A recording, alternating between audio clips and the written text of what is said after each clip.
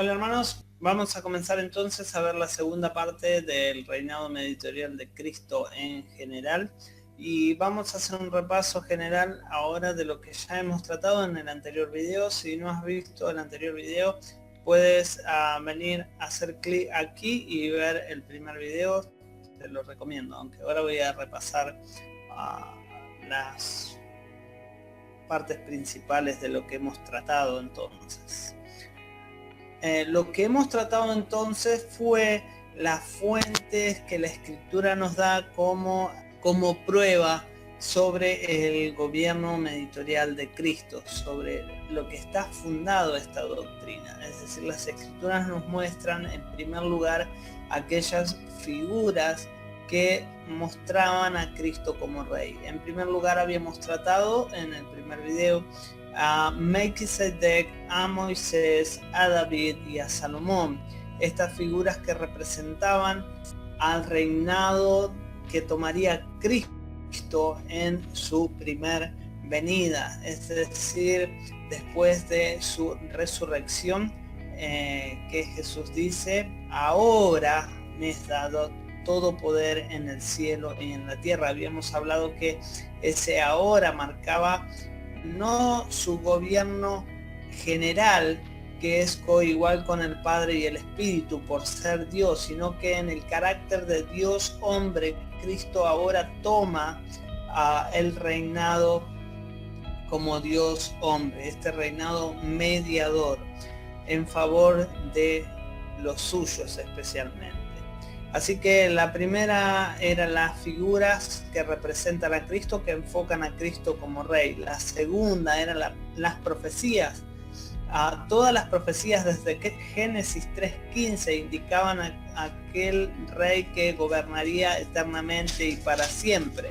Tenemos en Génesis 3:15 que se nos presenta la victoria de Cristo sobre el reino de Satanás, poniendo su pie sobre la cabeza, que era una figura que generalmente se usaba en aquellos reyes que conquistaban otros reinos y otros reyes, y se mostraba poniendo su pie sobre la cabeza. Luego hablamos del Salmo 2, cuando Dios el Padre habla de su Hijo Jesucristo, que pondría a su rey sobre su santo monte. Luego hablamos del Salmo 45, el Salmo 47, etc. Así que las profecías son una segunda fuente de muestra de las escrituras acerca del reinado mediador de Cristo. Una tercera cosa es los títulos que la escritura presenta. La escritura presenta a Cristo como Señor de señores, Rey de reyes, como juez, como maestro, como gobernante, etc. No solo en los tres oficios principales de Cristo como rey, sacerdote y profeta, sino que también se lo describe a Cristo con muchos otros títulos que indican o nos muestran este reinado mediador de Cristo. Y esta sería la tercera evidencia. La cuarta evidencia bíblica, que obviamente se distribuye tanto en el Antiguo como en el Nuevo Testamento, son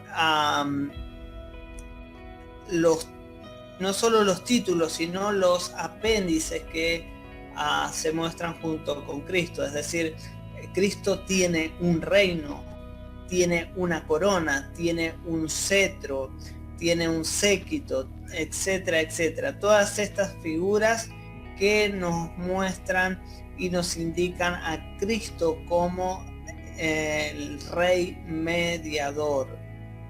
Esa sería una cuarta muestra. En quinto lugar, habíamos hablado de cuál era la extensión de su reino, si estaba solamente, se indica de su reino solamente en la iglesia o su reino se extiende universalmente. Y claro que la escritura es evidentemente clara en esto, que su reino es un reino universal y que la escritura habla de la iglesia como su reino especial.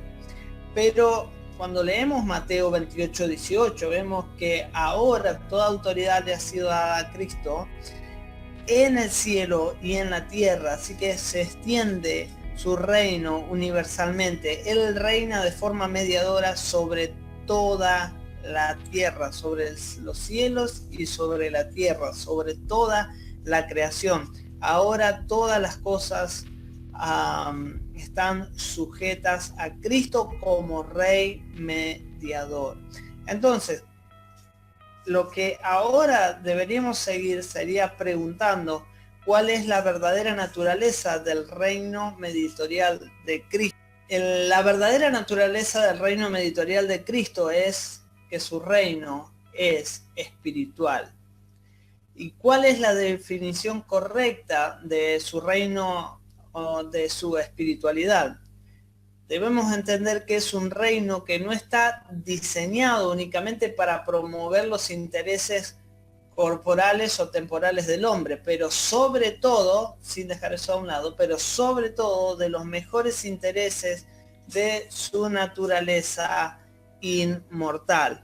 Ese es el foco, en la eternidad. En eso está enfocado el reino de Cristo principalmente.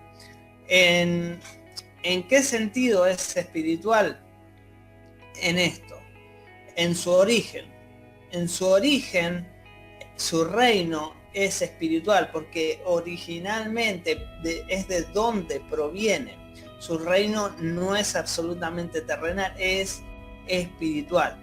No es de los hombres, de cualquier modo por el cual los hombres transmiten la autoridad, es decir, lo espiritual, es decir, de la asignación espiritual del Padre desde toda la eternidad en el pacto de gracia. Y habíamos hablado también algo más, un poquito más profundo acerca de esto cuando tratamos del pacto intratrinitario en la eternidad entre el Padre, el Hijo y el Espíritu Santo, donde en común acuerdo Cristo va a recibir este reino que es netamente espiritual. En sus extremos son en esencia recoger su iglesia y protegerla en la tierra para santificar los corazones y las vidas de sus miembros y para hacer todas las cosas seculares subordinadas a él, incluso el gobierno civil, y esto debemos tenerlo muy en cuenta. El reino de Cristo, los gobiernos civiles están subordinados a Cristo, a lo espiritual y a los intereses eternos de los hombres. Efesios 1:2. Y sometió todas las cosas debajo de sus pies y lo dio por cabeza sobre todas las cosas a la iglesia. Y en su administración, en cuanto al departamento eclesiástico, esencialmente los oficiales dentro de la iglesia, es decir, los pastores y maestros, los ancianos y diáconos, que son los agentes espirituales de autoridad dentro de su reino especial. Pero también en el gobierno civil, aquellos que tienen autoridad, gobernantes, el cuerpo político, todos los cuerpos con autoridad, policía, etcétera, etcétera, están subordinados y todos a lo mismo, a la ley de Dios. Pues como dice Romanos 13 nos indica este mismo punto, que son ministros de Dios para el bien de los que hacen justicia. Por tanto, Cristo en su reinado mediatorial le llama a la obediencia al cuerpo civil. El gobierno civil no es estrictamente espiritual, ya que está en buena medida ocupado por los intereses temporales del hombre, pero a medida que se someten a Cristo, porque todas las cosas tienen que ser sometidas debajo de sus pies, está diseñado para favorecer en sus manos a los intereses religiosos, así como los intereses temporales de la raza humana. Debemos entender eso, ¿no? Principalmente. ¿Es el dominio mediador de Cristo en un sentido tan espiritual que que no tiene ningún tipo de relación con el mundo o con cosas que son seculares? Es una buena pregunta, porque esta pregunta quiebra ese malentendimiento anabaptista que tanto se ha infiltrado en nuestro tiempo. Esto es para también los escapistas, ¿no?, que hacen esta pregunta. El dominio mediador de Cristo es en algún sentido tan espiritual que no tiene ninguna relación con el mundo o con las cosas que son seculares, de ninguna manera, porque incluso una parte de lo más espiritual de sus súbditos, es decir, los hombres regenerados, por un tiempo tenemos nuestra residencia aquí en la tierra, estamos ocupados en las cosas seculares, trabajos, etcétera. Nuestros cuerpos terrenales se tienen que alimentar con las cosas naturales, ¿no? Y además hay cosas que se especifican en la concesión de dominio, que son estricta y literalmente mundanas y seculares. Salmos 8, 6 al 8 nos revela cosas totalmente naturales y seculares, es decir, has puesto todas las cosas, dice el Salmo, bajo tus pies, ovejas y bueyes, todo ello, y de las bestias del campo, las aves del cielo y los peces del mar, todo cuanto pasa por los senderos del mar. Es decir, su reino abarca todas las cosas. Así que la pregunta que sigue es, ¿no es su reino privado de una parte de su espiritualidad y secularizado por esta conexión?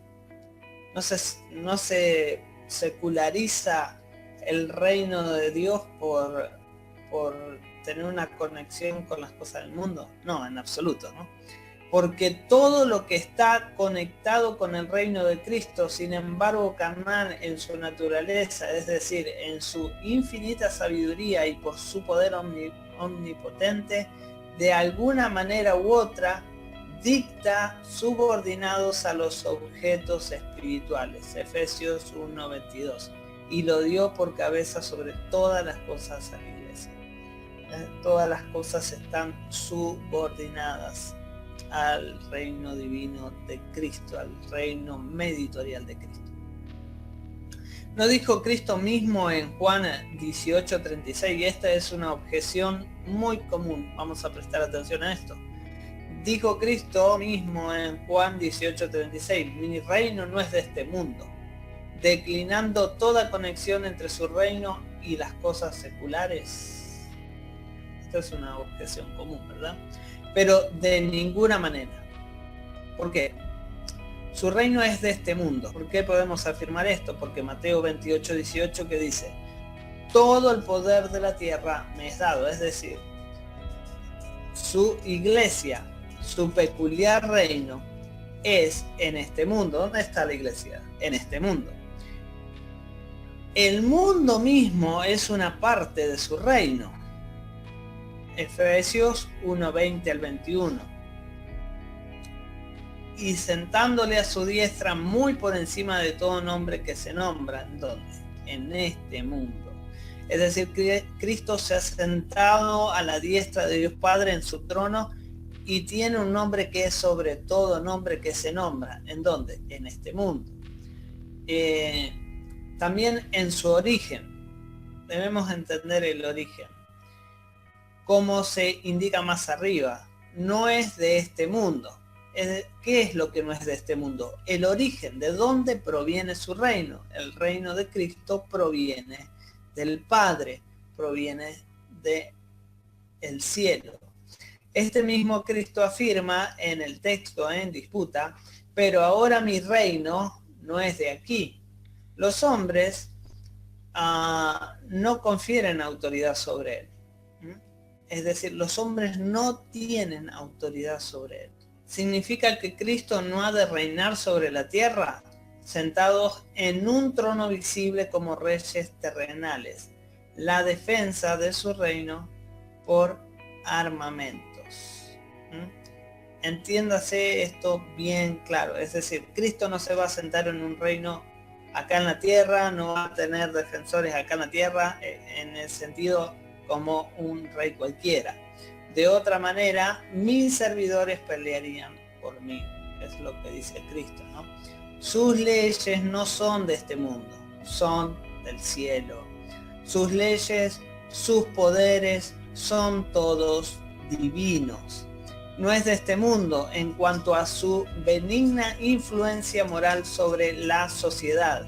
Los reinos del mundo sujetos a esto. Esto está diseñado para liberar, elevar y santificar el alma y subordinar todas las cosas a la eterna felicidad de los hombres. Juan 8:32 al 36. Conoceréis la verdad y la verdad os hará libre. Si el Hijo no los liberare, no seréis verdaderamente libres. Segunda de Corintios 3:17. Cuando el Espíritu del Señor, donde está el Espíritu del Señor, allí hay libertad.